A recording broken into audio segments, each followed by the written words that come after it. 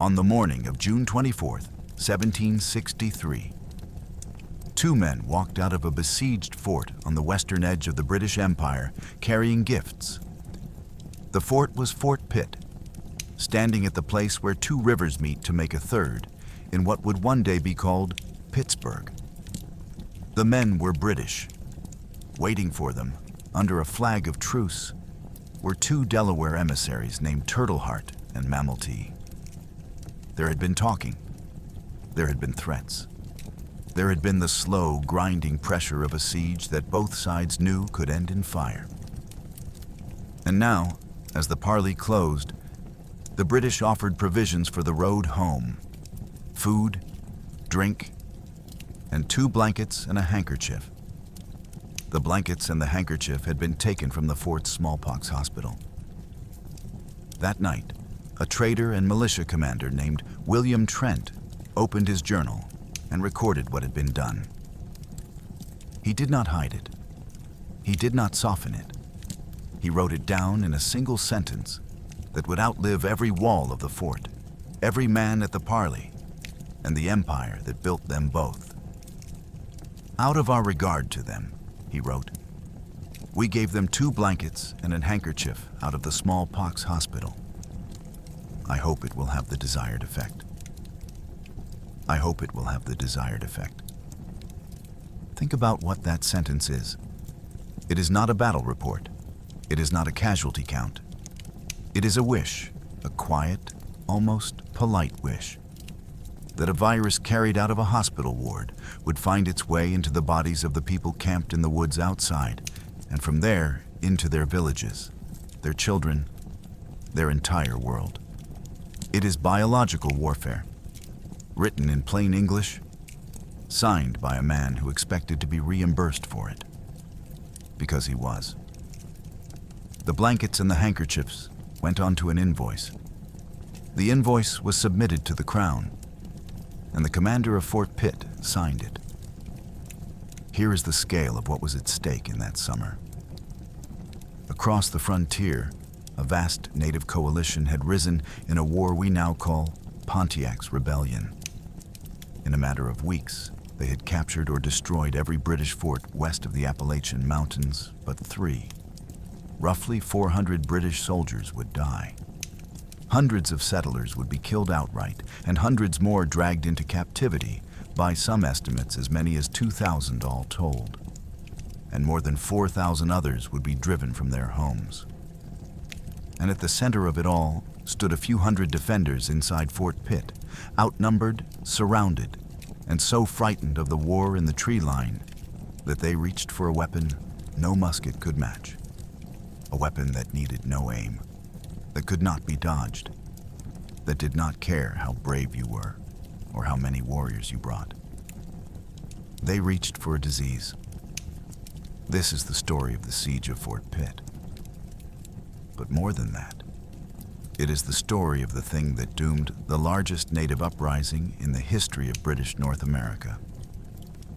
Not the cannon, not the relief column, not the diplomacy.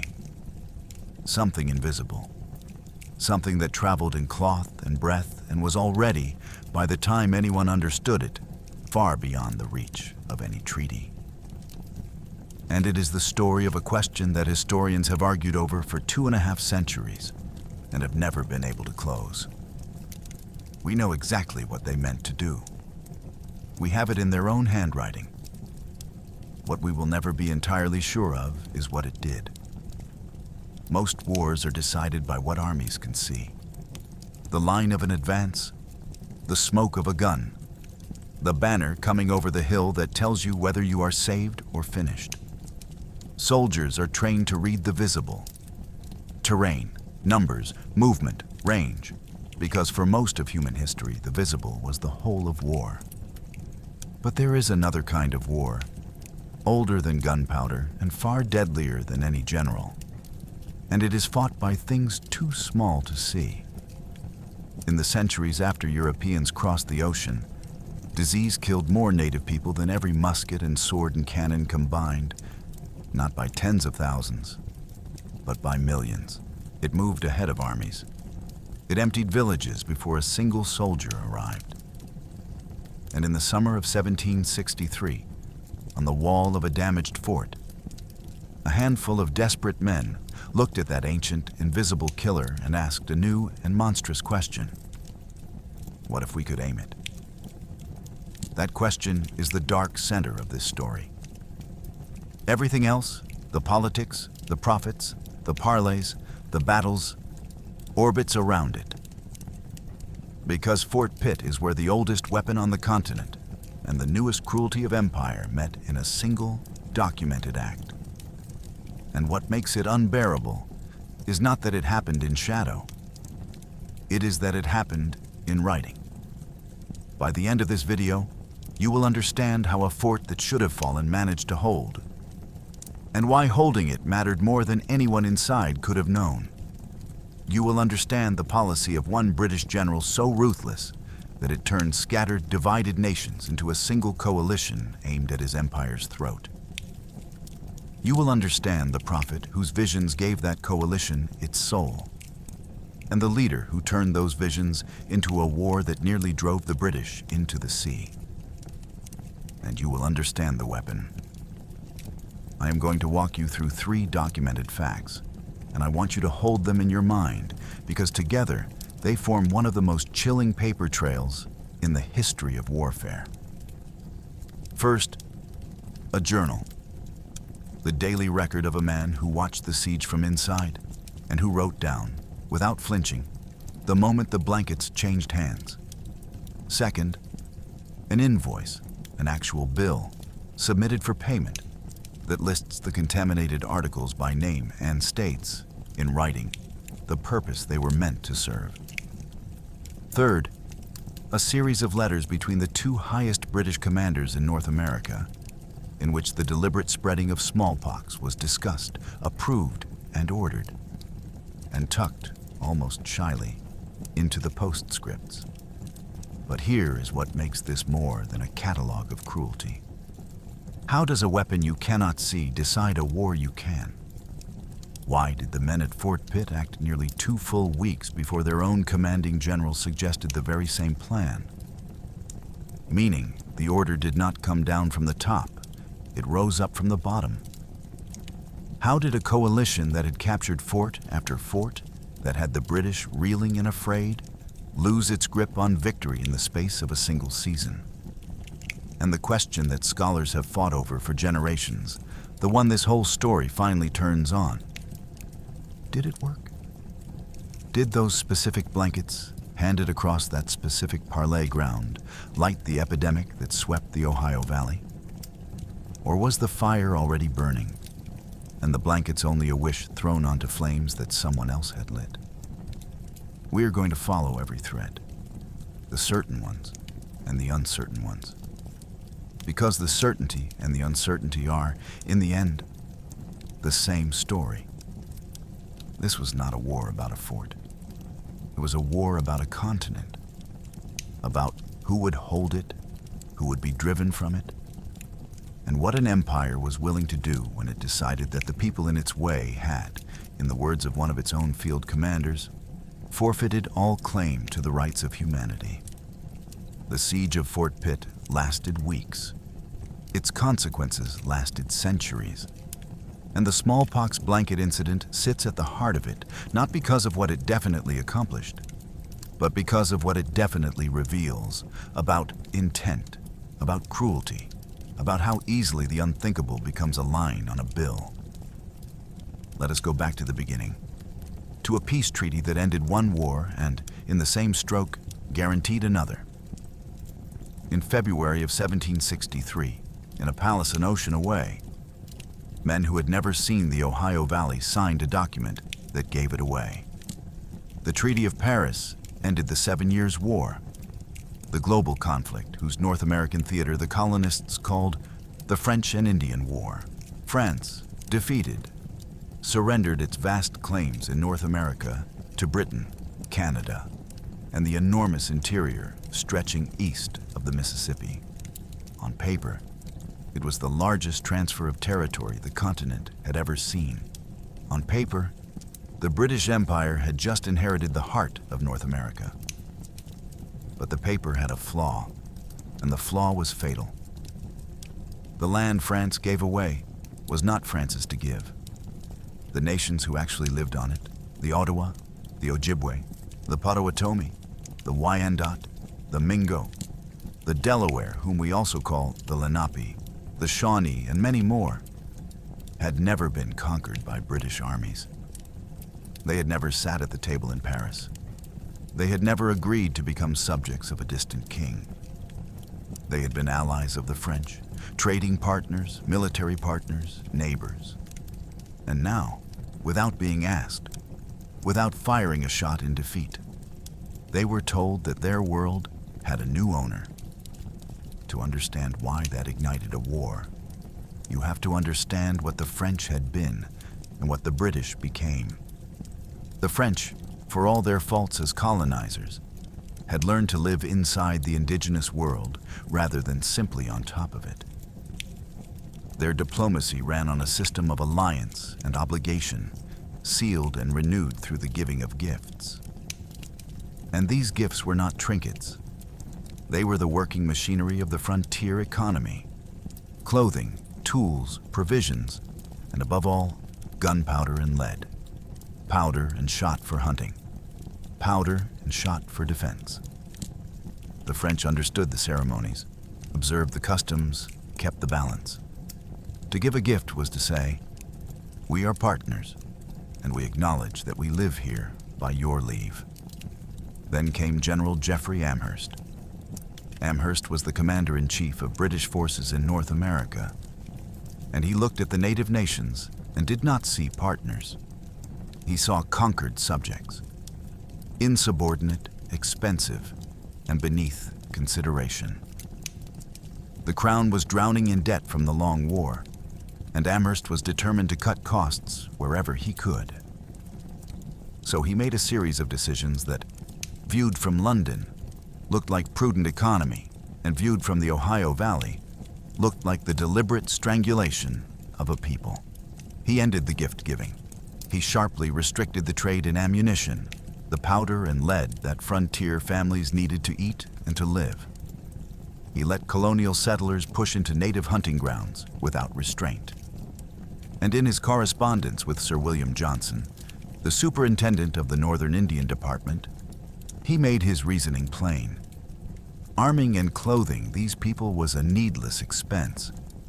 And besides, he was certain they were incapable of any serious, coordinated resistance against the British Empire. It is hard to imagine a more catastrophic miscalculation. Amherst had taken nations that were proud, armed, experienced in war, and bound by a network of old alliances. And he had insulted them, impoverished them, and dared them all at once.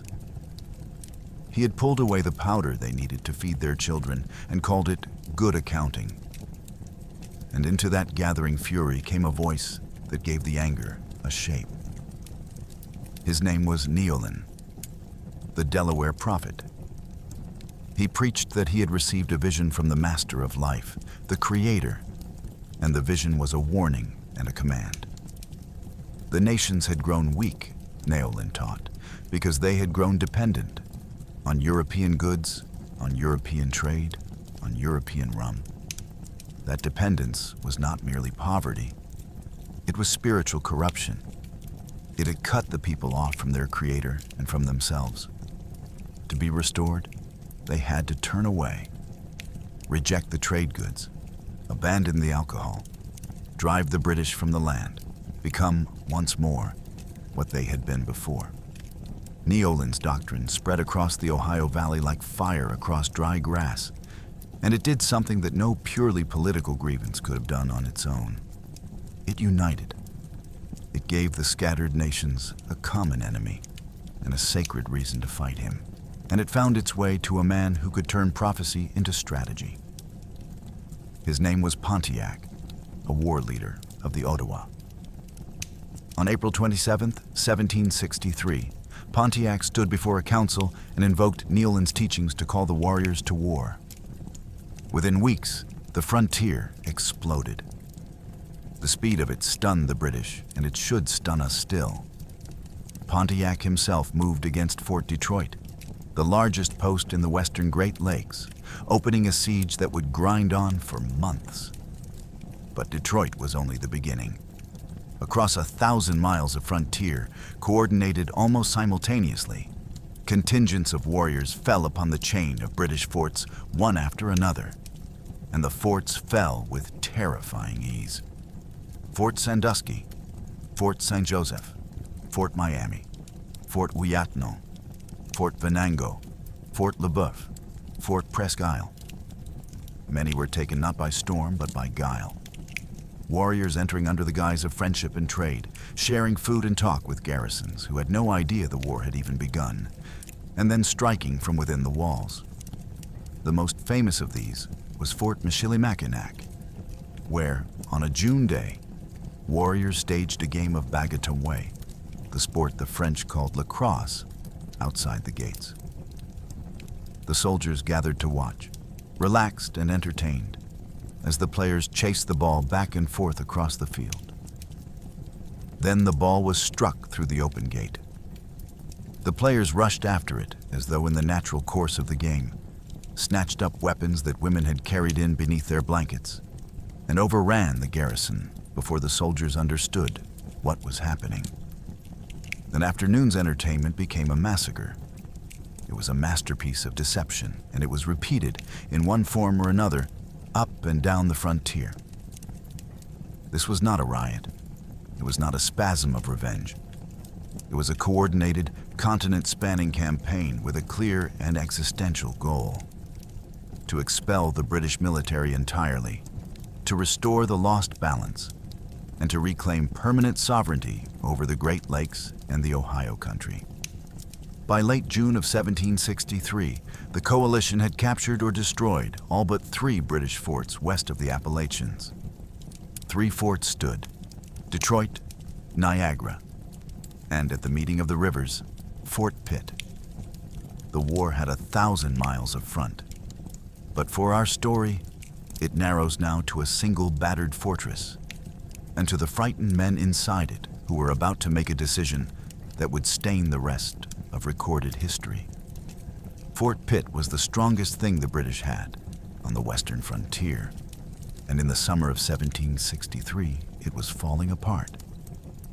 It had been built in the years just after 1758, the year the British seized and destroyed the French stronghold Fort Duquesne that had guarded the spot, and finished around 1761. Where the smaller frontier posts were little more than wooden palisades, stockades that fell to fire and deception in a single bad night. Fort Pitt was something else entirely. It was a star fort, an expansive European design with angled bastions reinforced in brick and stone, mounting heavy artillery, the kind of fortification meant to anchor an empire's claim to a region. On the day it was finished, it was the most formidable structure for hundreds of miles. But it sat where 2 rivers became one, the Allegheny and the Monongahela joining to form the Ohio. And rivers do not respect fortifications.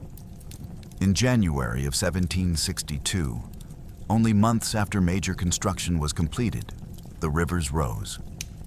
Floodwaters crested at nearly 40 feet and tore into the new works. Repairs were made. And then, in March of 1763, the very month the Treaty of Paris was being signed an ocean away, the rivers rose again, higher this time, cresting at 41 feet. The flood destroyed the Ohio bastion outright and badly damaged the Monongahela bastion. Here, the timing turns cruel. Because the war in Europe was officially over, because the treaty was signed and peace was supposedly at hand. The British command saw no urgency in the repairs. There was no fresh war to prepare for, or so they believed. Manpower was short. The will was shorter. And so the strongest fort on the frontier entered the most dangerous summer of its existence, with one bastion gone and another wounded. its defenses compromised at precisely the moment they would be needed most. This is the cruel arithmetic of the frontier in 1763. The peace that was meant to end the fighting had instead set the stage for it, emptying the treasury that paid for gifts, transferring the land that wasn't theirs to give, and lulling the defenders of Fort Pitt into leaving their broken walls unmended while a war they did not see coming gathered in the forests to the west. The stones were strong. The men would have to be stronger, because the fort that should have been impregnable was, that summer, anything but. A siege is decided by walls and weapons, but it is shaped by the people who command them, by their fears, their pride, their backgrounds, and the choices those things lead them to make. The story of Fort Pitt was written by a small cast of men on both sides of the wall. And to understand what happened, you have to understand who they were. Inside the fort, in command, was Captain Simeon Ecuyer. He was Swiss, a mercenary, a career soldier of long service in the British Army's Royal American Regiment. He was experienced in the trade of war, but new to its highest responsibilities. He had been promoted to captain only in April of 1762, barely a year before the siege. Now, suddenly, he held the most important fortification on the western frontier, with the survival of hundreds of soldiers and civilians resting on his judgment. Ecuyer would prove himself a hard, capable, stubborn commander. He would organize a fierce defense. He would impose a quarantine when disease appeared. And he would approve the use of that disease as a weapon. Beside him was William Trent. Born in 1715, Trent was a frontier man to his bones, a trader, a merchant, a veteran of an earlier conflict called King George's War, a guide who had marched with the army that took Fort Duquesne. At Fort Pitt, he commanded the civilian militia, the armed settlers and traders who stood the wall alongside the regular soldiers. And he did something that makes him invaluable to history and damning to himself. He kept a journal, a careful daily record of the siege. It is Trent's journal that preserves the blanket handoff in that single, unforgettable sentence. And it was Trent's company that submitted the bill. Far away, in the safety of New York, sat the architect of the whole catastrophe, General Jeffery Amherst.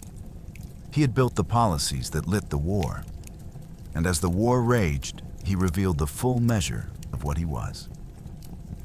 His letters from that summer drip with a hatred he reserved specifically for native people. A venom, historians have noted, that he never aimed at his French or Spanish enemies. He wrote to one subordinate of the need to extirpate this execrable race. He wrote to another that their total extirpation is scarce sufficient atonement. He ordered, in plain words, measures meant to bring about the destruction of entire Indian nations. Amherst is the man who would put genocidal intent into official correspondence, endorsing both the spreading of smallpox and a scheme to hunt native people down with dogs, and complaining only that England was too far away to make the latter practical. Between Amherst and the fort stood Colonel Henry Bouquet. He was Amherst's subordinate, the officer tasked with assembling a relief column to march to Fort Pitt's rescue. He was a soldier of real skill, as Bushy Run would prove. He was also a willing partner in the correspondence about infected blankets, though circumstance likely denied him the chance to carry it out himself. Bouquet would survive the war by only 2 years. He died in 1765 of yellow fever, killed in the end by a disease of his own, far from the frontier he had fought to hold. And outside the wall stood men whose names deserve to be remembered as clearly as any generals. Ecuyer, a leader of the Mingo and Seneca, organized and directed the siege of Fort Pitt while Pontiac pressed Detroit.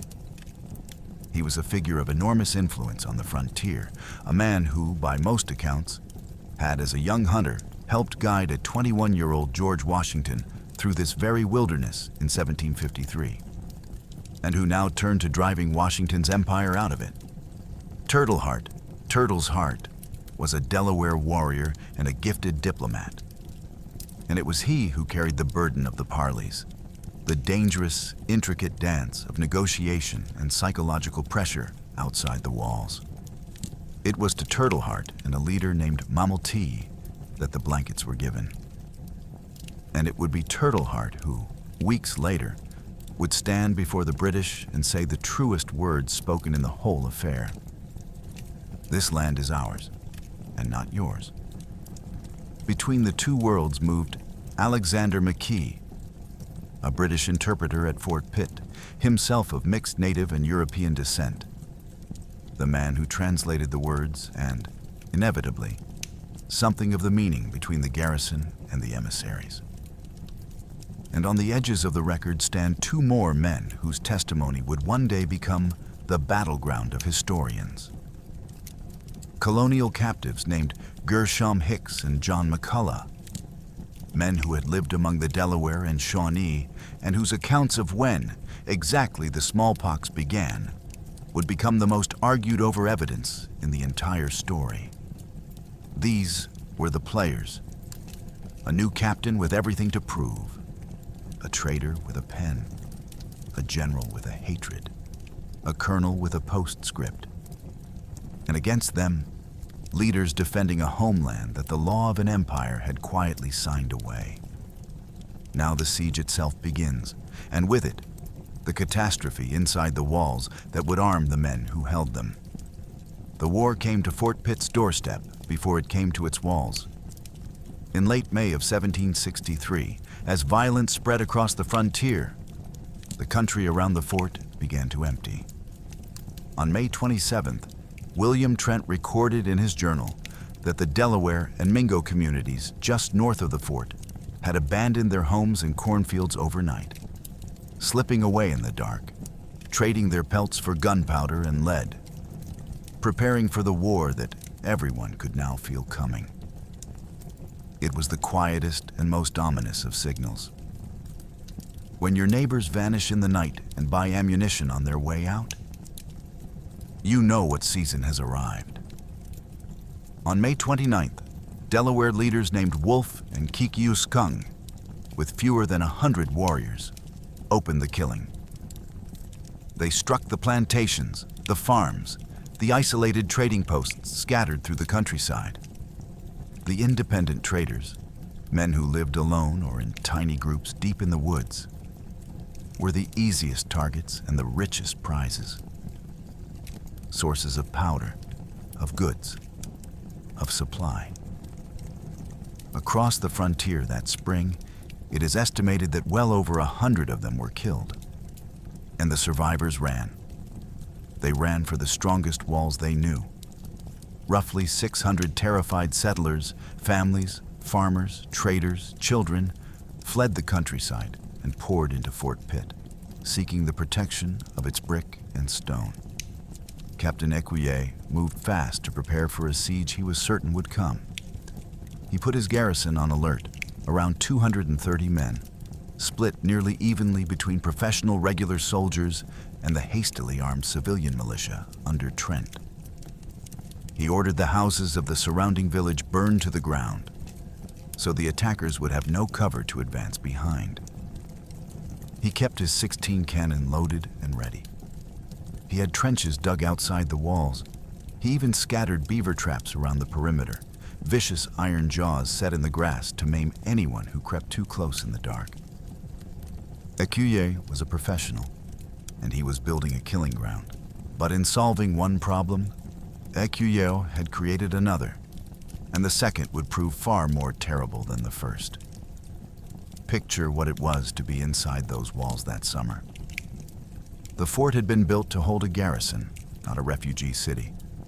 Now it held well over 800 souls, soldiers and traders and farm families, the old and the young, packed into a space that had been wrecked by 2 floods, never fully repaired. The June heat pressed down. The air was thick and close.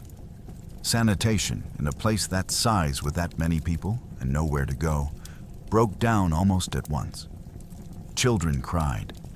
Livestock driven inside the walls for safety added their own filth and noise.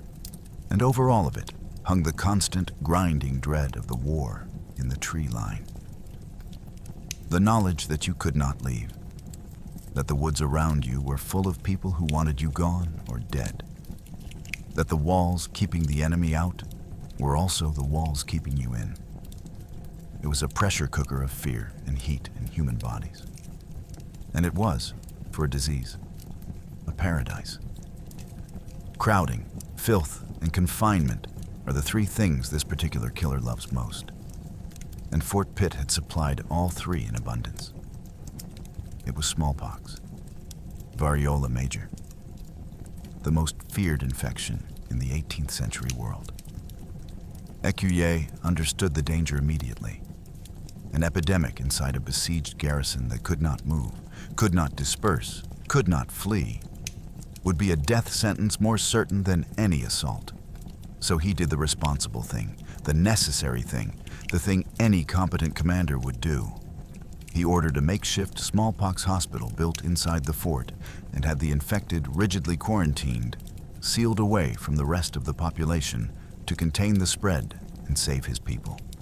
Hold on to that, because it is the bitterest irony in the entire story.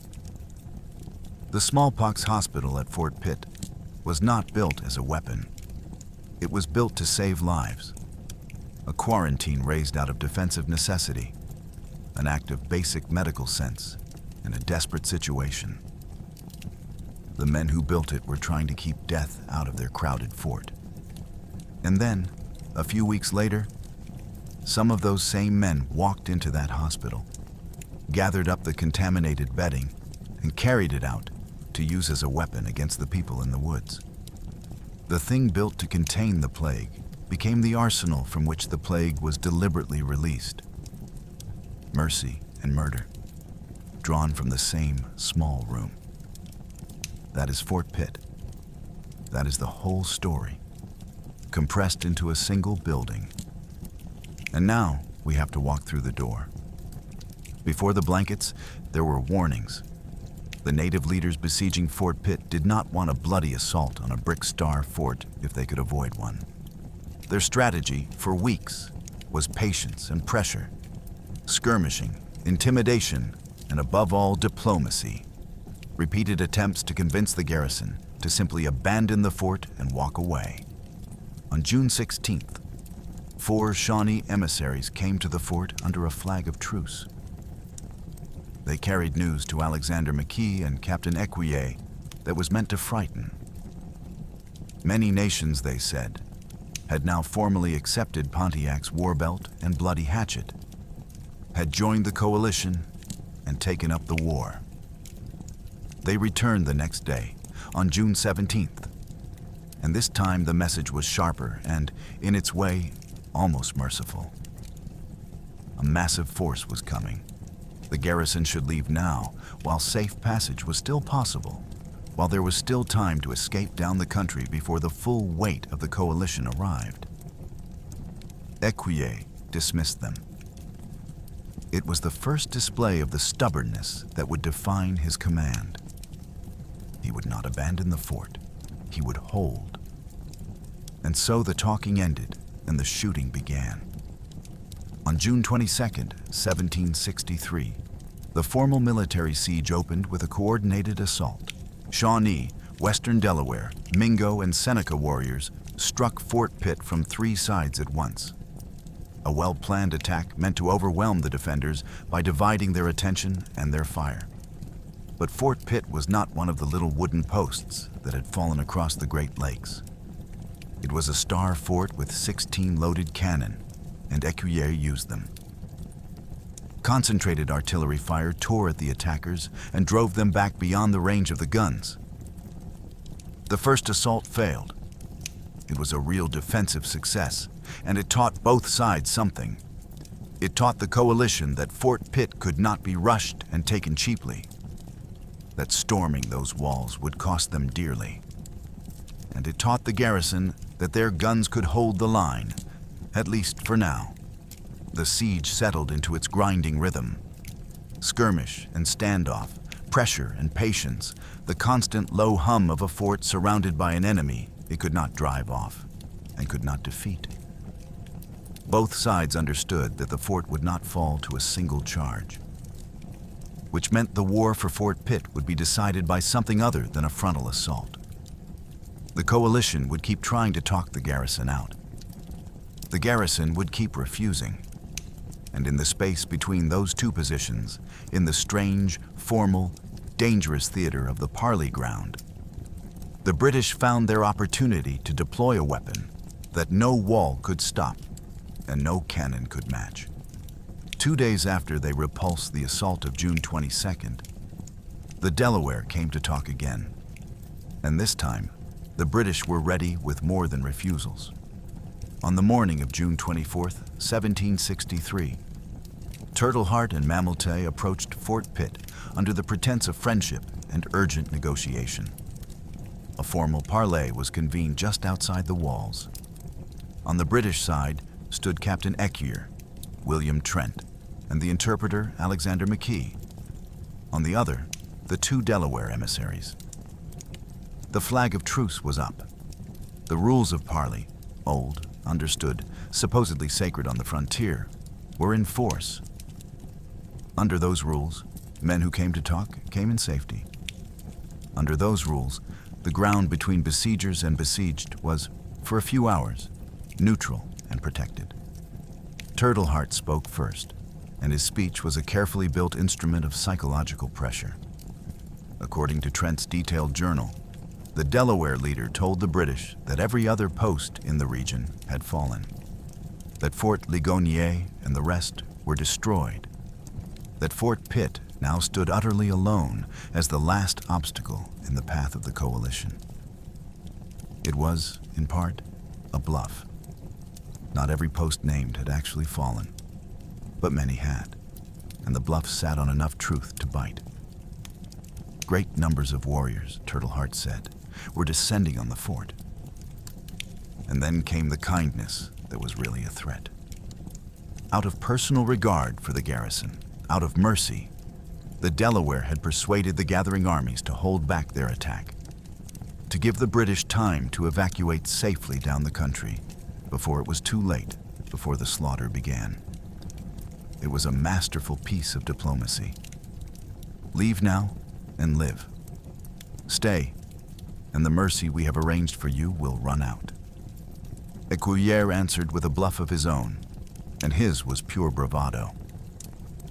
He told the emissaries that the fort wanted for nothing, that it was stocked with everything the garrison could need, that it could hold out against every native warrior in the woods for 3 full years. And he added a lie calculated to break their nerve. 3 great British armies, he said, were already marching west to crush the uprising and punish everyone who had joined it. Leave us, he was saying, because you cannot take us, and because the Empire is coming for you. The 2 sides had reached an impasse. Neither would move. And as the parley wound toward its end, the Delaware emissaries asked, by custom, for provisions to supply their journey home to their villages. This was the moment. This was the opening. Ecuyer gave them food generously. Hundreds of rations, a show of plenty meant to reinforce his bluff that the fort had supplies to spare. And alongside the food, the British officers handed over their other gifts: 2 blankets and a handkerchief. All 3 taken from the smallpox hospital. Items pulled from the bedding of the dying and pressed into the hands of 2 men who would carry them home, to their people. That night, Trent wrote the sentence. Out of our regard to them, we gave them 2 blankets and a handkerchief out of the smallpox hospital. I hope it will have the desired effect. If that sentence stood alone, a skeptic might call it boasting, or a dark joke, or a misremembered thing. It does not stand alone, because the items on those blankets were not free, and the men who handled them expected to be paid. The civilian trading firm Levy, Trent and Company William Trent's own firm, later submitted an official invoice to the British Crown requesting reimbursement for property used in the King's service. And the invoice listed the articles plainly: 2 blankets, 1 silk handkerchief, and 1 linen handkerchief, requisitioned from the smallpox hospital.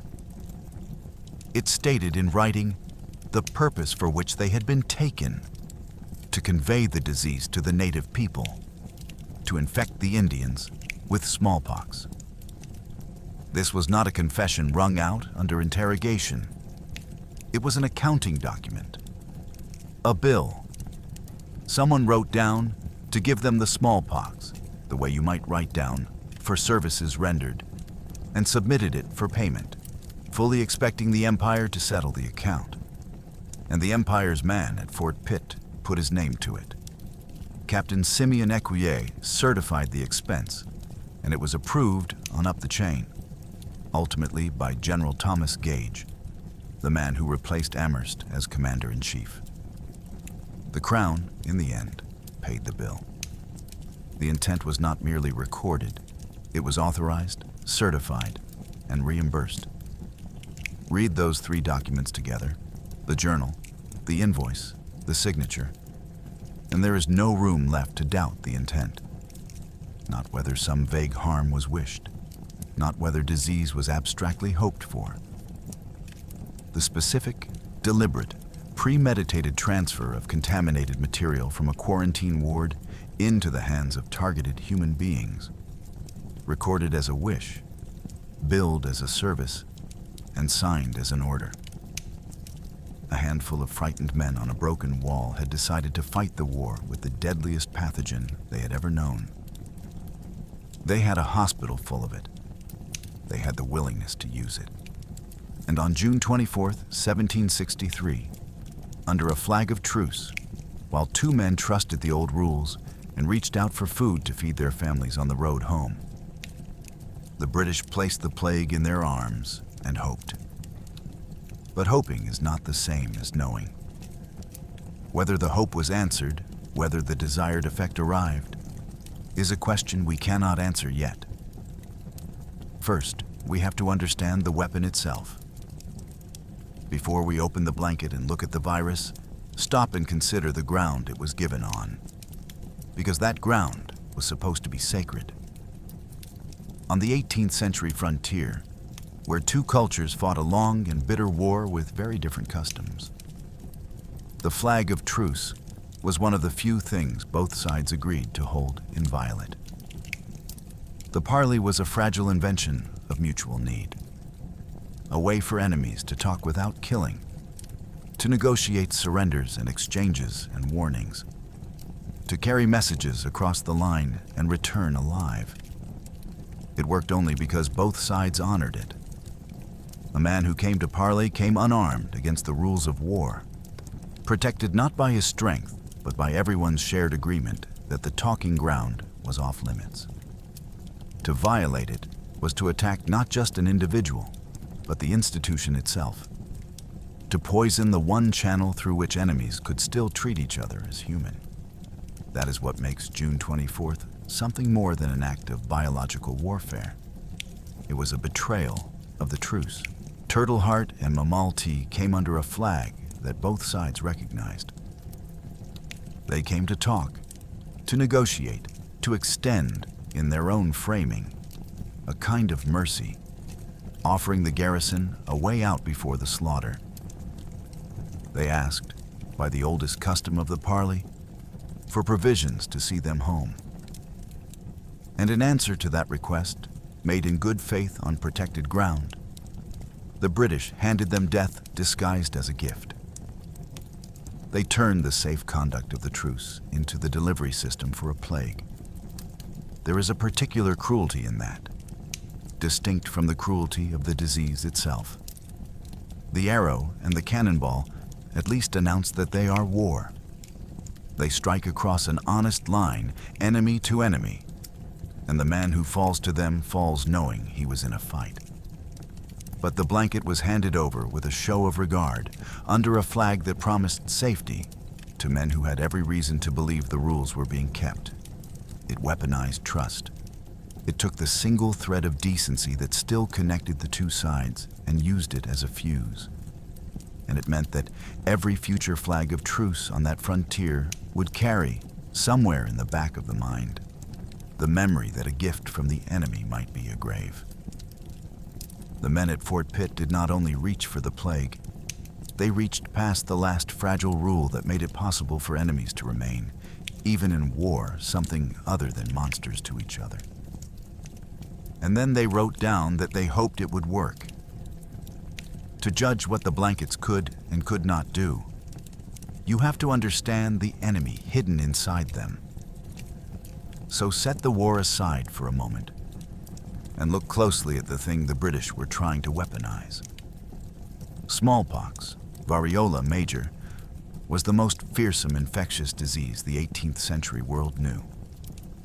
To Europeans, it was a familiar horror, a childhood gauntlet that killed many but spared the survivors with lifelong immunity. To the native nations of North America, it was something far worse, a catastrophe against which most had no inherited defense at all. Centuries of exposure had given European and African populations a degree of endemic resistance, a population that had survived and passed down some measure of protection. The peoples of the Ohio Valley had no such history with this particular killer. To them, the virus arrived as something close to pure death. The disease itself was a torment. According to the modern Centers for Disease Control and Prevention, smallpox announced itself with high fever, vomiting, and profound suffering, then erupted into its signature rash, deep, dense pustules that spread across the body and concentrated on the face. The fatality rate for variola major ran between 20 and 30% in populations with some immunity.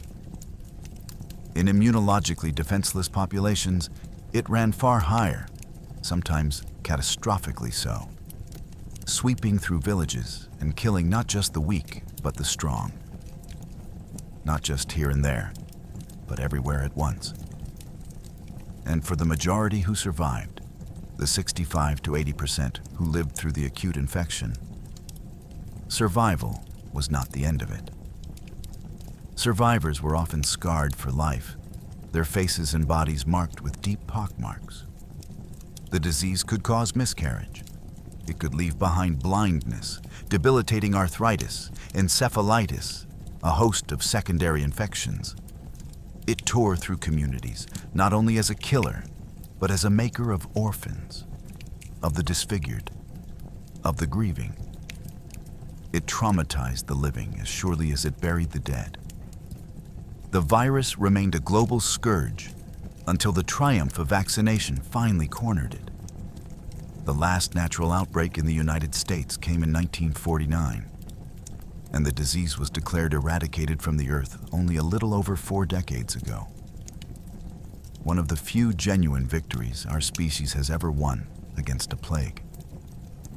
Now, how does it spread? And could a blanket really carry it? The primary route of transmission is respiratory. In the early stages of the rash, when the virus heavily infects the mouth and throat, an infected person becomes intensely contagious, spreading the disease through coughing, sneezing, and prolonged face-to-face contact. Crowd defenseless people together indoors with a contagious patient, and the virus moves through them like wind through wheat. This is why the crowded fort itself bred an outbreak. It is why dense villages were so terribly vulnerable. To grasp what that vulnerability meant on the scale of a continent, you have to widen the lens beyond Fort Pitt. From the moment Europeans first crossed the Atlantic, the diseases they carried, smallpox foremost among them, moved through the native nations of the Americas like a scythe. In many regions, epidemics ran ahead of the colonizers themselves, so that explorers and settlers sometimes arrived to find villages already emptied, fields already untended, whole peoples already gone before a single European face was seen. Historians estimate that disease killed a staggering portion of the indigenous population of the Americas in the centuries after contact. By some accounts, the great majority of it. A demographic collapse without real parallel in recorded history. This was the context that hung behind every smallpox blanket. The men at Fort Pitt were not inventing a danger. They were trying to deliberately summon against a single coalition the same invisible force that had already unmade indigenous worlds across 2 continents. They knew, even without germ theory, even without the word virus, that this disease did to native people what no army could. And they reached for it anyway. But respiration is not the only road. The virus can also travel by what scientists call fomites, inanimate objects that carry the pathogen. As the disease progresses and the pustules rupture, leak, and scab, they contaminate everything the patient touches: clothing, bedding, blankets. And here is the crucial fact, the one the men at Fort Pitt either knew or sensed. Variola major is an unusually tough virus. It can survive on fomites for weeks, sometimes longer, especially in cool, dry conditions, holding onto its ability to infect long after it leaves the body. So the deliberate transfer of unwashed blankets straight from an active smallpox ward to defenseless people was a genuine, viable route of transmission. Less efficient than coughing in someone's face, yes, but real. A blanket from a smallpox hospital was not a superstition. It was a plausible vector. And then there are the handkerchiefs. And the handkerchiefs are the detail that should make you pause. A blanket carries the virus on its surface in scabs and dried fluid. But a handkerchief from an active smallpox ward is something more concentrated and more sinister. A handkerchief is what a sick person coughs into, weeps into, presses to a face covered in weeping sores. It would be saturated with exactly the respiratory secretions and ruptured lesion fluids that carry the heaviest viral load the disease produces. If a person handled such a cloth and then touched their eyes, their nose, their mouth, or simply breathed in the dust shaken loose from a contaminated blanket, the risk of infection would be very high indeed. The British did not hand over only blankets. They handed over handkerchiefs. Whether by grim instinct or grimmer knowledge, they included the very articles most likely to be drenched in the disease. So the weapon was real. The mechanism was viable. The intent, as we have seen, was certain and documented. Everything was in place for the desired effect to arrive. And yet, and this is where the story turns from a tale of cruelty into a genuine mystery, we cannot say for certain that it did. Before we reach that mystery, though, we have to understand that Fort Pitt was not the only place where this weapon was being contemplated that summer. The men on the wall acted alone and in desperation. But far above them, in the calm of a headquarters, the same idea was being written into the official record of the British Empire, with an intent not of desperation, but of extermination. Here, we must draw a careful line, because the moral weight of this story depends on it. What Ecuyer and Trent did on June 24th was local. It was independent. It was the act of desperate men at the bottom of the chain of command, improvising a horror to break a siege. But while those blankets were already moving through the woods toward the Delaware villages, a different and colder version of the same idea was being composed in writing by the 2 highest British commanders in North America. And theirs was not improvisation. Theirs was policy. The man at the top was Amherst, safe in New York. His partner in the correspondence was Colonel Bouquet, then in Pennsylvania assembling the relief column. And the letters they exchanged that summer are among the most damning documents in the history of the continent. The timeline matters, so follow it closely. On June 23rd, one day before the parley, before a single blanket changed hands, Bouquet wrote to Amherst with news from the frontier. Captain Ecuyer had reported an outbreak of smallpox inside Fort Pitt. That letter is important all on its own, because it establishes that both commanders knew the pathogen was present, active, and available in the exact place where the war was being fought. The weapon was on the table, and they knew it. Then, on July 7th, Amherst initiated the unthinkable. From the safety of his headquarters, hundreds of miles from any danger, he wrote the question that history cannot forget. Could it not be contrived, he asked, to send the smallpox among the disaffected tribes? They must, he wrote, use every stratagem in their power to reduce them. This is the Commander-in-Chief of British North America, in his own hand, proposing to spread a lethal plague among human beings as a deliberate instrument of war. On July 13th, Bouquet replied, and he replied in a postscript, almost as an aside, tucked beneath the main business of the letter. He would try, he wrote, to inoculate the native people by means of blankets that might fall into their hands, taking care, however, not to catch the disease himself. We have to be precise about the language here, because it is easy to misread across the centuries. In this era, to inoculate did not mean to vaccinate, to protect. It meant the opposite, to deliberately infect. Bouquet was not offering medicine. He was agreeing to spread death, and his only stated reservation was for his own safety. Not for the children in the villages, for himself.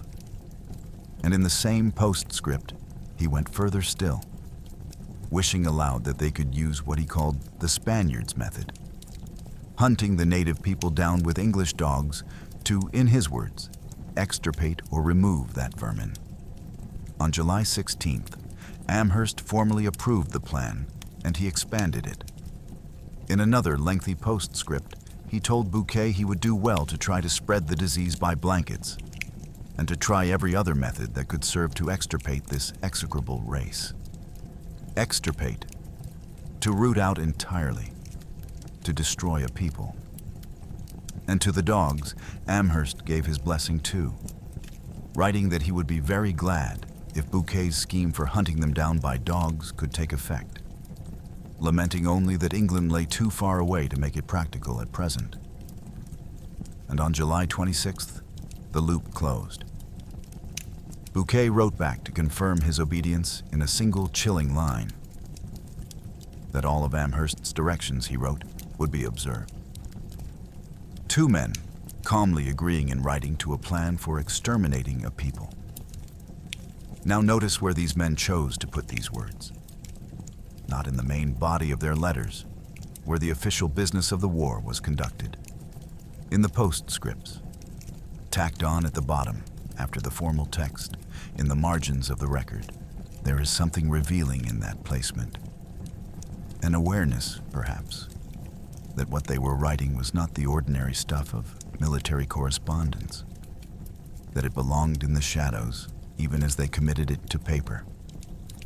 They knew. On some level, they knew what they were, and they wrote it down anyway, in the smallest, quietest part of the page. But the timeline does something more than condemn these men. It separates two crimes that are easy to confuse. Amherst's first written suggestion came on July 7th. The blankets at Fort Pitt had been handed over on June 24th, nearly 2 full weeks earlier. That gap is not a footnote. It is proof. It proves that Ecuyer and Trent did not act on Amherst's orders. They could not have. The orders did not yet exist. The men at the fort conceived and executed their biological attack entirely on their own, driven by the immediate, suffocating desperation of the siege. The idea rose up from the bottom, and then, independently, with no prompting from Fort Pitt, the same idea descended from the top. not as a desperate improvisation, but as a considered policy, embraced enthusiastically, expanded deliberately, and aimed explicitly at the destruction of an entire people. That is the true horror of the architecture of intent. It was not a single rogue act by frightened men. And it was not a single cold order from a distant general. It was both at once, arrived at separately, pointing in the same direction. A culture of war in which the deliberate spreading of plague to exterminate human beings could occur to the lowest commander on a broken wall and the highest commander in a comfortable headquarters in the same season, without either needing to teach it to the other. The weapon was not an aberration. It was in the air. It was, for these men, simply available. A tool you reached for when the people in your way had, as Bouquet put it, forfeited all claim to the rights of humanity. The blankets had been given. The orders had been written. The intent, top to bottom, was beyond any doubt. Now the siege ground on, and the question that would haunt it for centuries began, slowly, to take shape. The blankets did not end the siege. They did not strike the native leadership down where they stood. Whatever the virus was doing or not doing in those first weeks, the war outside Fort Pitt continued exactly as before. Talk and threat, skirmish and standoff. On July 3rd, 4 Odawa warriors came to the fort and tried the same diplomatic gambit, attempting to talk the garrison into surrender. Ecuyer recognized the play and rebuffed it once more. On July 18th, a large body of warriors arrived, and Shawnee emissaries told McKee that the coalition still hoped for a peaceful end. A bloodless evacuation like the arrangements they believed had been reached at other posts. The door to a negotiated departure was, remarkably, still open. The native leaders kept offering the British a way out that did not require storming the walls. It all came to a head on July 26, 1763, in a great diplomatic conference held outside the fort under a formal flag of truce. This was the largest gathering of the siege, attended by a broad coalition of Delaware leaders: Shingas, Wingenham, Gray Eyes, Tessacummy, White Eyes, and once again, Turtle Heart and Mammal Tea, the same 2 men who had carried the blankets home a month before. The fact that they were there at all, alive and standing and speaking, is a detail we will have to return to, because it sits at the very center of the historical debate. At the conference, the Delaware laid out their case with force and clarity. Tessacummy and Turtle Heart told the British plainly that they had caused this war themselves, by breaking treaties, by marching armies into sovereign native land, by building forts where they had been asked again and again not to build. And then Turtle Heart spoke the words that cut through every bluff and every diplomatic nicety, the words that were simply, unanswerably true. This land is ours, and not yours. The Delaware would carry on the war, he said, with everything they had, until they had burned Philadelphia itself. Ecuyer answered as he always did. He would not retreat. He would not surrender. This was their home now, he claimed. They could hold out for 3 years. The great armies were coming. The same bluffs, delivered with the same stubbornness. But this time, the bluffs landed differently, because the native delegation had finally run out of patience with them. Trent recorded in his journal that White Eyes and Wingenham were so enraged by the British refusals that on parting, they would not even shake hands. A small gesture and an enormous one, the diplomatic door slamming shut. The talking was over. What followed was fire. On July 28th, the coalition abandoned negotiation and launched heavy, sustained assaults on the fort. The fighting was fierce. 7 of the garrison were wounded, one of them mortally. And Captain Simeon Ecuyer himself, The stubborn Swiss mercenary who had refused every offer to leave, who had bluffed about 3 armies in 3 years, who had signed the invoice for the blankets, was struck in the leg by an arrow as the warriors pressed his walls. For days the fort endured it. The defenders held, but they were exhausted, wounded, surrounded, and uncertain whether any rescue would ever come. The diplomacy that might have spared everyone a battle had collapsed in a refused handshake. Now there was only the siege, and the question of who would break first, the men on the wall or the warriors in the trees. And then, at the beginning of August, the warriors simply melted away, because word had reached them that an army was on the march. The siege of Fort Pitt was about to be decided, not at its walls, but 25 miles to the east, in a stand of woods near a creek called Bushy Run. Before we follow the relief column, we have to stop and face the question this entire story has been circling. The intent is certain. The documents are beyond dispute. But did the smallpox blankets handed across the Parley ground on June 24th actually cause the devastating epidemic that ravaged the Ohio Valley nations in late 1763 and through 1764? For more than 2 centuries, serious historians have lined up on opposite sides of that question. And the honest answer, the answer that respects the evidence rather than the drama, is that we do not know, and may never know. Let me lay out both cases, because the argument itself tells you something profound about how history works, and about the difference between a crime and its consequences. Start with the case for failure. The argument, made forcefully by historians such as Bernhard Knollenberg and Philip Ranlett, that the moral crime was committed, but that these specific blankets were probably not the spark that lit the wider fire. Their first and strongest piece of evidence is the survival of the targeted men. Turtleheart and Mamaltee received the blankets on June 24th. And then, on July 22nd, they came back to Fort Pitt. And Trent's own journal notes that they appeared not to have contracted smallpox. 4 days after that, on July 26th, they stood at the Great Conference, healthy enough to deliver speeches and refuse handshakes. Now consider the biology.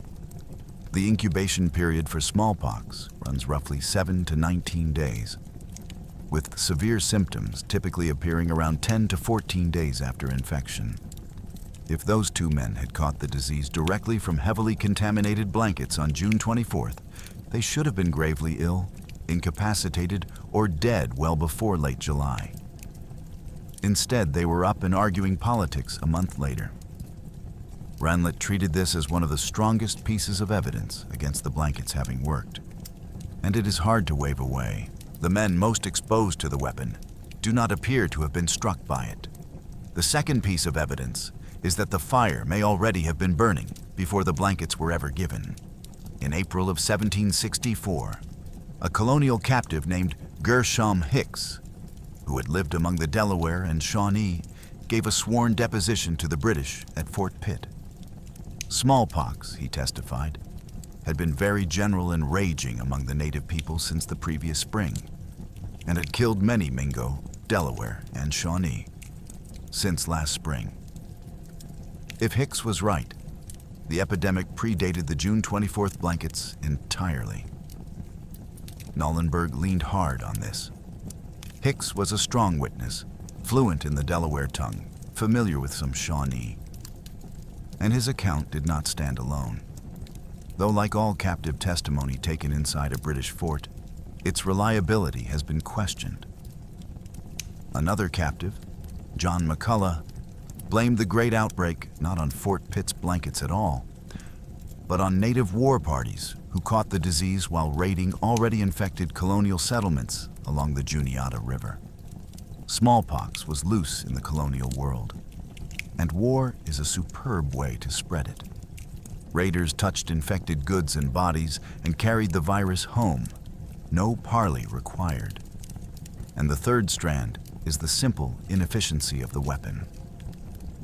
As the epidemiology shows, fomite transmission, infection by contaminated objects, is real but far less reliable than dense indoor respiratory exposure. Out in the open air, in summer sun, the viral load on those blankets may have degraded. The emissaries may have traded the items away or discarded them, or simply not handled them enough to be infected. A blanket from a smallpox ward is a plausible weapon, but it is a clumsy and uncertain one. That is a powerful case, but it is not the only one. On the other side stand historians such as Elizabeth Fenn, and long before her, the 19th century writer Francis Parkman, who argue that while ironclad proof is impossible, the circumstantial evidence for success is strong and deeply troubling. Fenn points to the timing. The massive outbreak that tore through the Ohio Valley in late 1763 and into 1764 lines up almost perfectly with the distribution of contaminated articles from Fort Pitt. And she makes a point that dissolves the survival objection entirely. Whether or not Turtleheart and Mammal Tea themselves fell ill, and they may have had some immunity from childhood exposure or simply gotten lucky or barely touched the items, they did not have to get sick for the weapon to work. They only had to carry it. A man can transport a contaminated blanket for days without infecting himself, and then hand it or set it down in the middle of a crowded village full of immunologically defenseless people. The carrier survives. The village burns. The fact that the emissaries lived does not prove the blankets were harmless. It may only prove that the blankets reached exactly where they were sent. And Fenn makes a larger argument, one that reframes the whole debate. The obsessive focus on whether this one incident worked, she suggests, distracts from a darker and more important truth. The weaponization of smallpox was probably attempted far more often in 18th century America than the surviving record shows. Fort Pitt is not unusual because such a thing was conceived there. Fort Pitt is unusual because there a trader kept a journal, a company filed an invoice, and two generals committed their intentions to paper.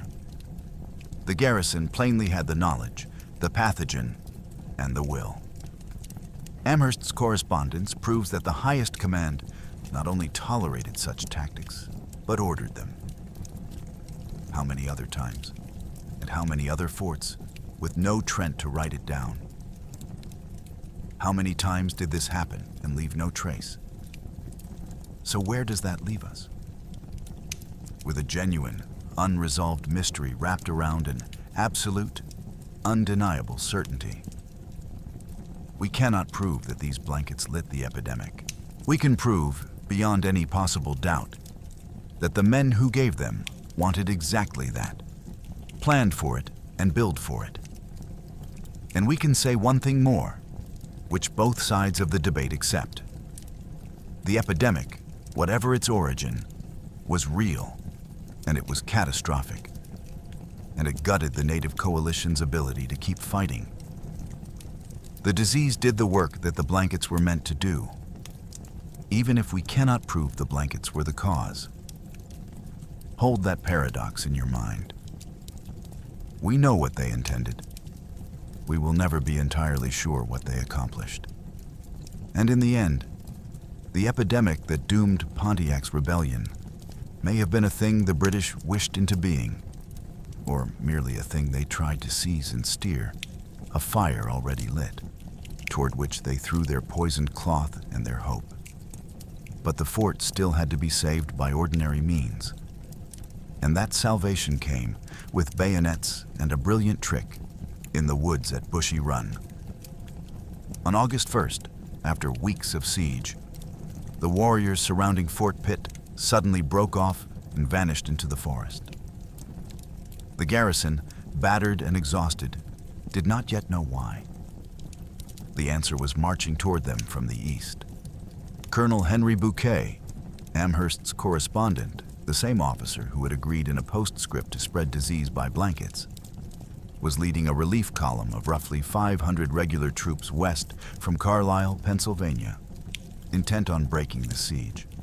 Word of his approach had reached Ecuyer and the other native commanders, and they made a swift, aggressive decision. Rather than wait at the fort to be caught between Bouquet's column and the garrison's guns, they would march east, ambush the relief force in the deep woods, and destroy it before it could ever arrive. Annihilate the rescue, and Fort Pitt would fall on its own. On August 5th, the two forces met at a place called Edge Hill, near Bushy Run Creek, about 25 miles from the fort. What followed was a brutal, desperate two-day battle fought in exactly the kind of terrain that favored the coalition's tactics.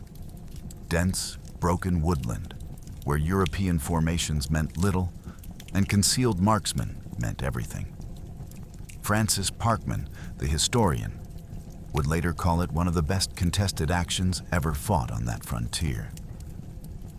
And on the first day, it nearly ended in disaster for the British.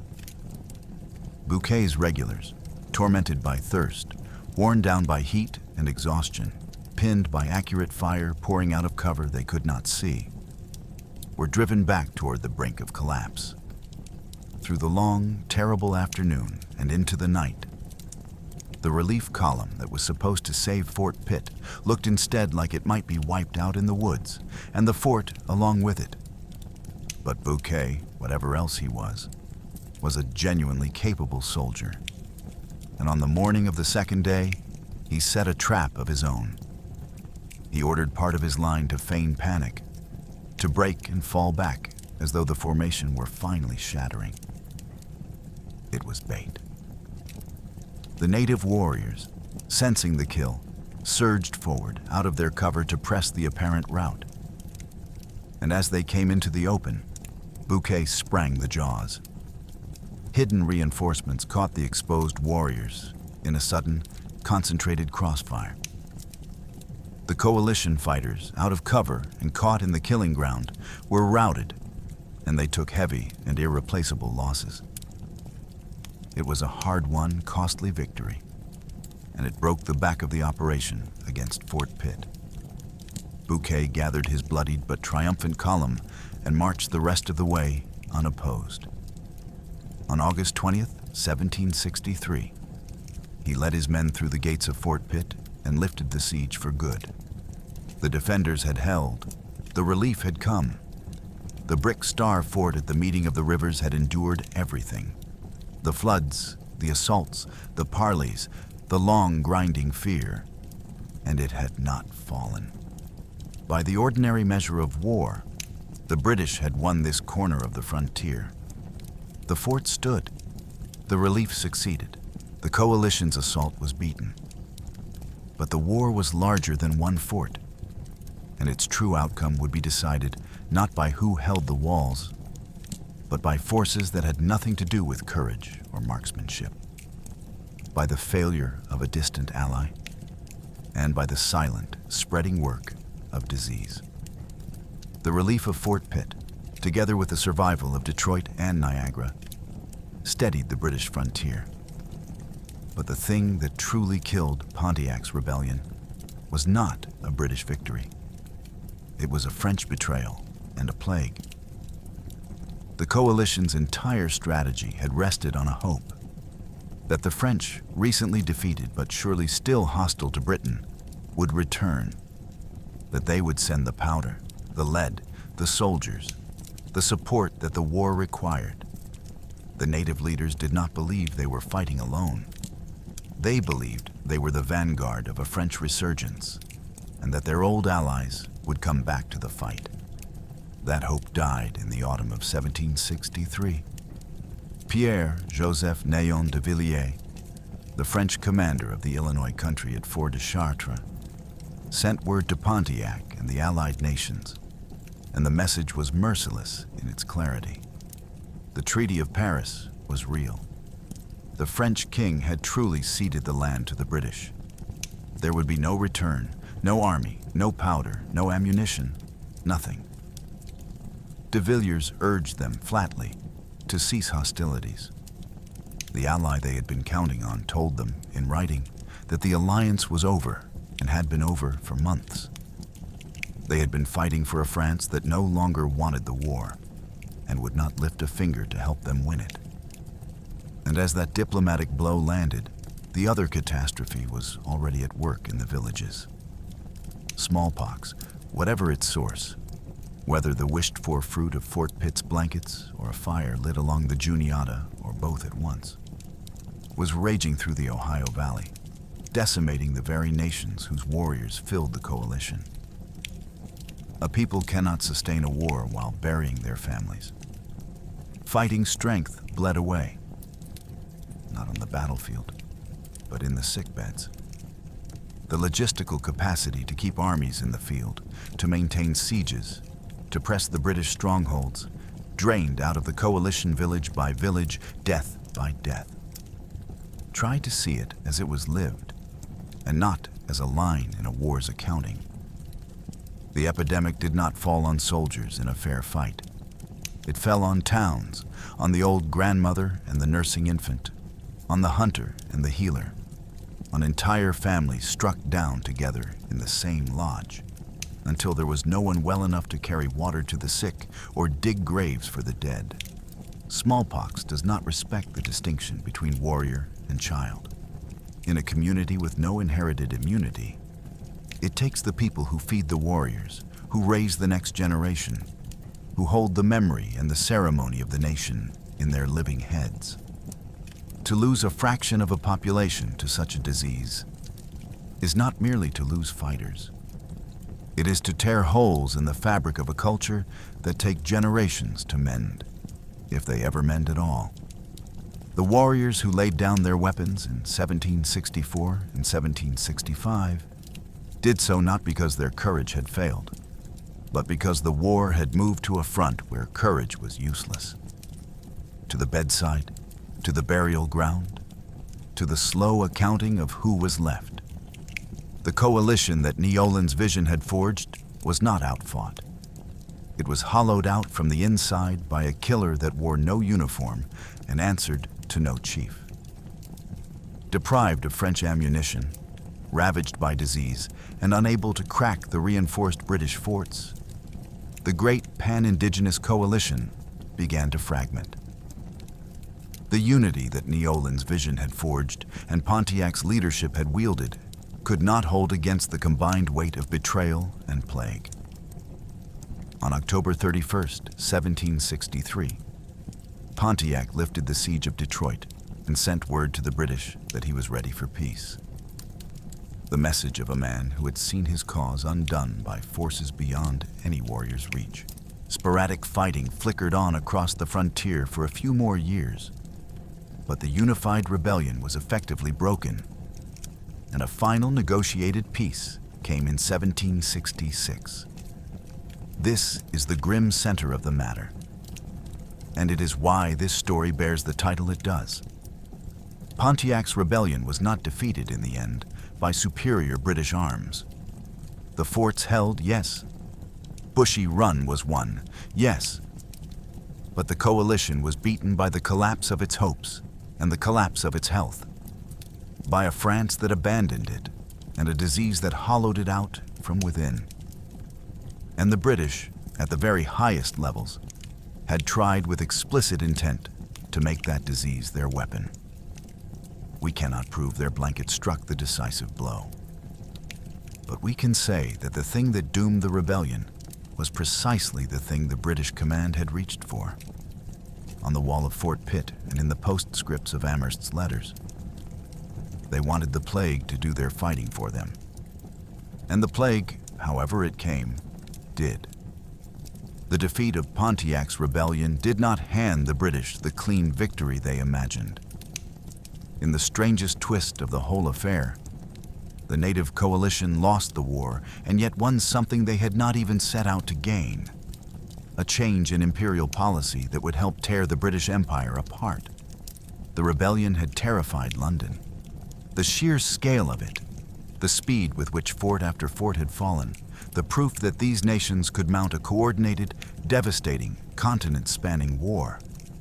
All of it shattered Amherst's arrogant assumption that native people were incapable of serious resistance. The British government, desperate to avoid another such catastrophe and appalled at the cost of the one just passed, moved to dismantle the policies that had caused it. Amherst himself was recalled to England, his reputation on the frontier in ruins. And King George III issued a sweeping decree meant to calm the frontier for good, the Proclamation of 1763. The proclamation drew a line down the spine of the Appalachian Mountains and forbade British colonists from settling anywhere west of it. The vast Ohio Valley and Great Lakes country was to be reserved as Native American territory, closed to colonial expansion. In intent, it was a gesture toward the very sovereignty the coalition had fought for, an acknowledgement, however self-interested, that the land beyond the mountains was not simply England's to settle at will, but the colonists were enraged. Many of them believed they had fought the long war against the French specifically to win that western land, and now their own king was forbidding them to take it.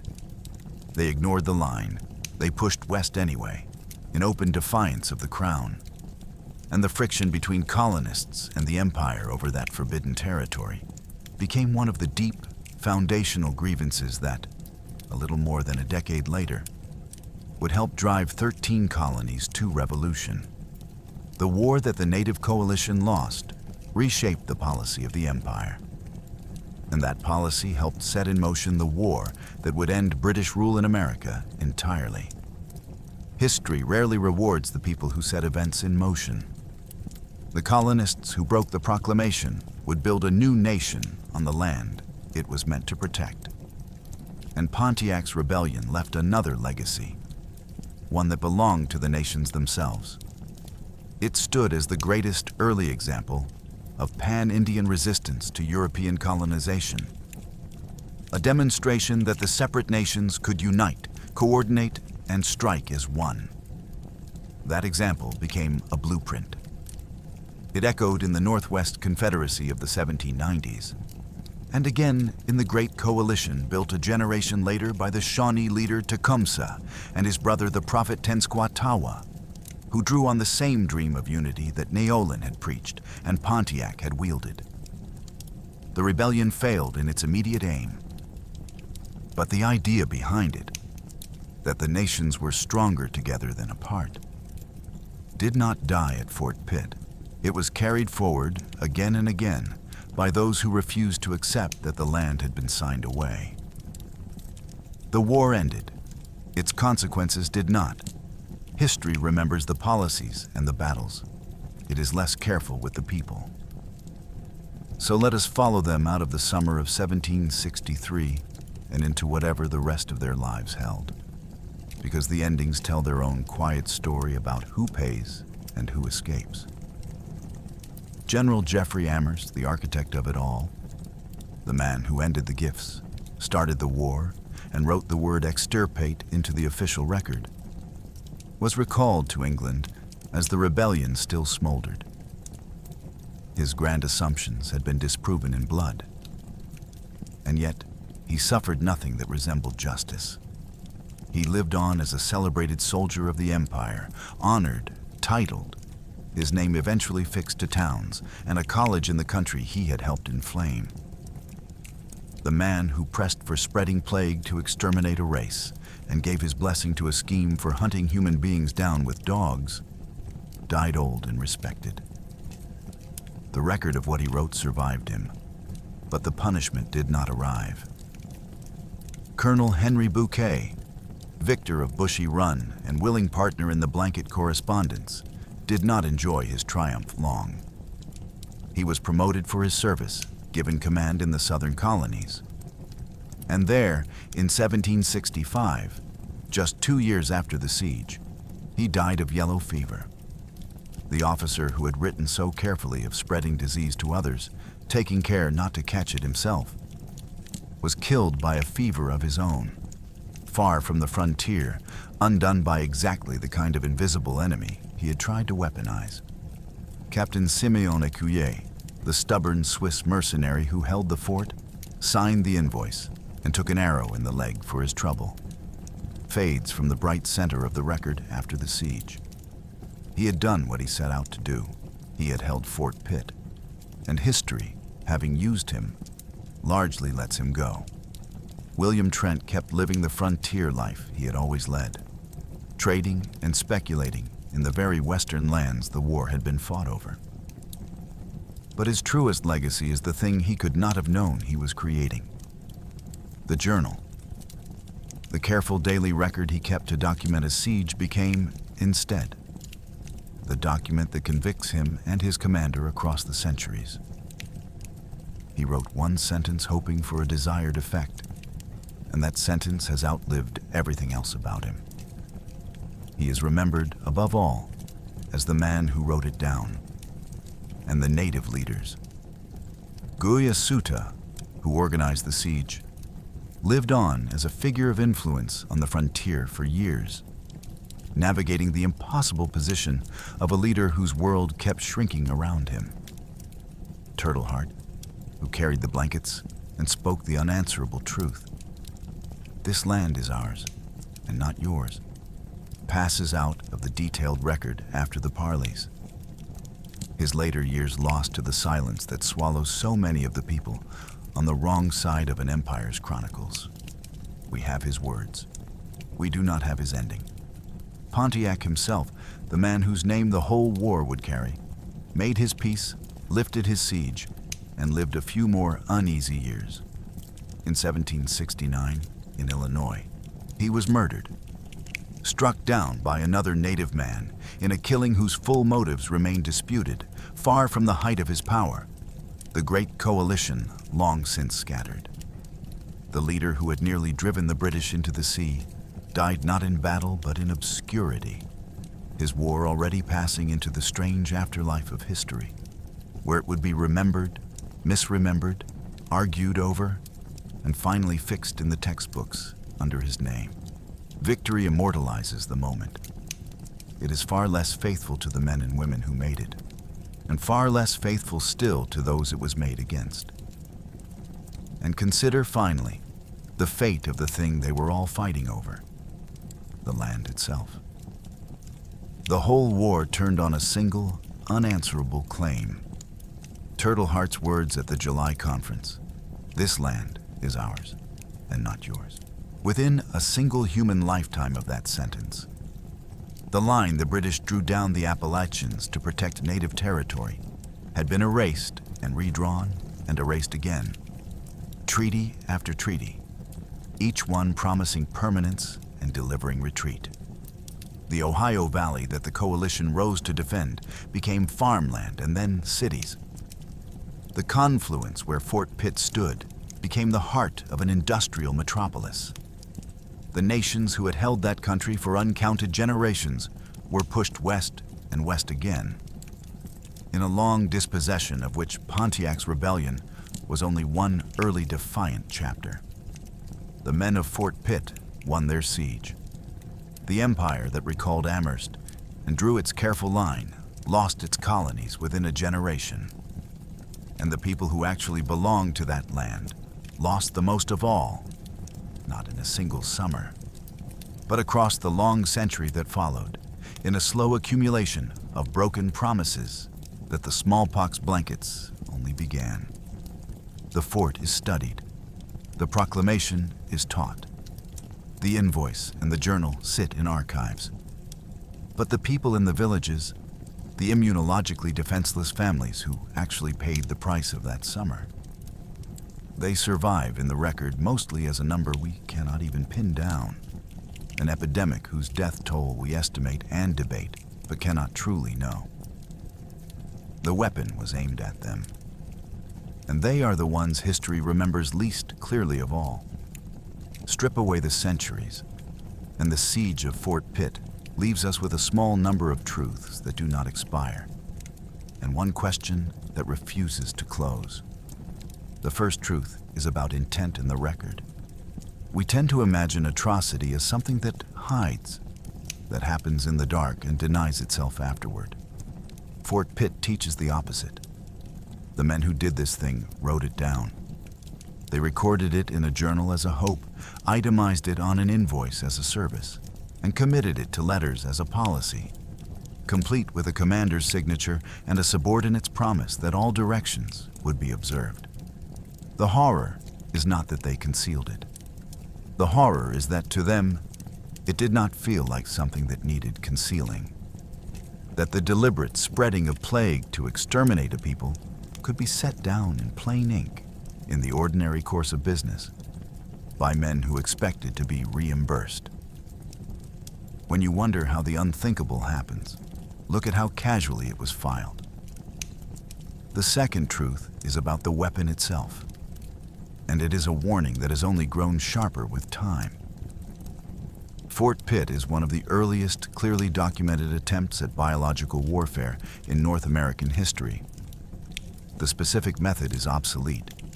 Smallpox is eradicated, the blankets are dust. But the underlying idea, that disease could be turned from a natural horror into a deliberate instrument aimed at human beings, did not die with variola major. It is precisely because we have, as a species, learned to understand and manipulate pathogens far beyond anything the men at Fort Pitt could imagine that their crude, terrible experiment still matters. They proved the willingness existed long before the capability fully caught up. The lesson is not in the blankets. It is in the wish behind them. The third truth is the hardest, and it is the one this whole story has circled from the beginning. Intent and outcome are not the same thing, and history is far more generous with certainty about the first than the second. We can prove, beyond any doubt, what these men meant to do. We cannot prove what they actually accomplished. The epidemic that helped doom Pontiac's rebellion was real and devastating. But whether it flowed from those specific blankets or from a fire already lit elsewhere is a question that the survival of two emissaries, the deposition of a captive, and the stubborn inefficiency of a virus have kept open for 2.5 centuries. And here is the thing to sit with. That uncertainty changes the history, but it does not change the crime. A man who fires into a crowd is no less guilty because the bullet missed. The British command reached for the deadliest weapon they knew and aimed it at human beings with the stated goal of wiping them out. Whether their specific shot struck home is a question for epidemiologists. What they were is not in question at all. And there is a fourth truth, quieter than the others, about memory itself. Ask most people to name an act of biological warfare, and they will reach for the 20th century, for laboratories and weapons programs and Cold War fears. Almost none will name a flag of truce outside a Pennsylvania fort in 1763. For a long time, the smallpox blanket incident lived mostly in footnotes, acknowledged by specialists, half forgotten by everyone else, sometimes dismissed as legend by people who assumed no such thing could really be documented. And then, as the long overdue reckoning with the history of the continent gathered force, the story came roaring back into public memory, and it became something it had never been before. Contested ground in the present. To some, it stands as the clearest proof of genocidal intent in the colonial project. A smoking gun written in a general's own postscripts. To others, it became a thing to argue down, to minimize, to bury under the question of whether the blankets worked. Both impulses, in their way, miss the point. The incident is not important because it settles a modern argument. It is important because it is true and documented, and because the men who did it did not think they were doing anything that needed to be hidden. We do not study Fort Pitt to win a debate. We study it because a society that cannot look squarely at the worst things its ancestors wrote down in their own hand is a society that has learned nothing from keeping the records at all. We began with 2 men walking out of a fort, carrying gifts, food for the road, and 2 blankets and a handkerchief, taken from the room where the sick were dying, given with a wish that the dying would not end there. We have followed that wish across a continent and across centuries. Through a war born of broken promises, a prophet's vision, a fort's stubborn walls, a parley's poisoned mercy, a general's genocidal postscripts, and an epidemic whose true source we will argue about forever. In the end, Fort Pitt held. Bushy Run was won. The rebellion broke. By the ledger of conventional war, the British prevailed. But the thing that actually hollowed out the coalition was the thing the British had prayed for on that wall. A sickness that no courage could fight and no treaty could call back. Moving through the villages, doing the work that no army could. Some weapons announce themselves. They come with smoke and thunder, and you can see them and meet them and be brave against them. This one did not. It came wrapped in cloth, handed across a flag of truce, with a smile and a wish. It needed no aim. It could not be dodged. And it carried, in its threads, the intent of an empire that had decided a whole people had forfeited the right to live. The walls of Fort Pitt are mostly gone now. The rivers still meet where the fort once stood, in the heart of a great American city. And almost no one who passes that confluence knows what was decided there, or wished there, or written there. But the record remains. The journal remains. The invoice remains. The letters with their genocide tucked quietly into the postscripts remain. We know what they meant to do. We will never be entirely sure what it did. And in that gap, between the certainty of the intent and the mystery of the effect, lies one of the darkest and most honest lessons the history of this continent has to offer. Not that evil hides, but that sometimes it simply writes itself down, files the paperwork, and waits 250 years for us to find it, and to finally call it by its name.